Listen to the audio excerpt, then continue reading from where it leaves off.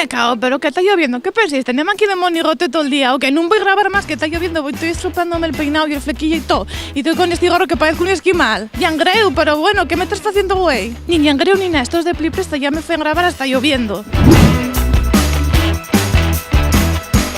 Quédate aquí la cámara. La pregunta ya es la siguiente.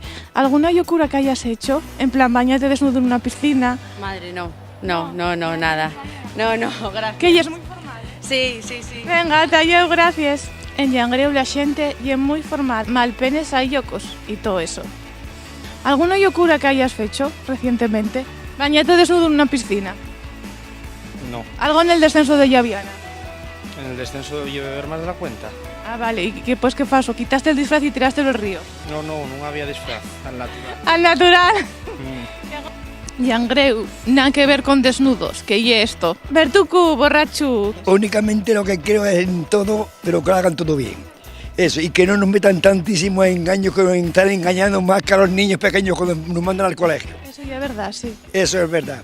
Y eso es lo primero que hacer. Cuando un hombre le da una palabra, que la cumpla. Y no, aquí voy a hacer esto, voy a hacer esto. Y una vez que cojo el sillón, dice, ya no me acuerdo de ti. Verdad, sí. Hasta luego. Bueno, pues la mayor chorra que hice yo fue que una vez murió un primo a un collacio mío, entonces yo fui para el tanatorio de Yangreu, tan guapo, y dije, en vez de ahí el pésame decir siento lo mucho y tal, dije, gracias. Oye Luis, para de grabar ya, o me cago en la mar, que ya esto.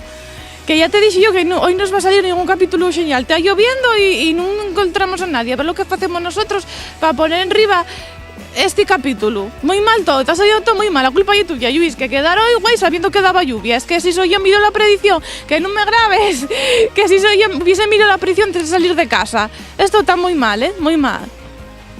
Y corta ya, leña, acabó el programa, güey, ya corta ya también de la cámara esa, chaval. Bueno, pues hablando de les yocures, hasta aquí llegamos, güey, en Yangreu. Vecinos, todavía vémonos en otro capítulo de Tendencias Naka en un DX de Dial Play.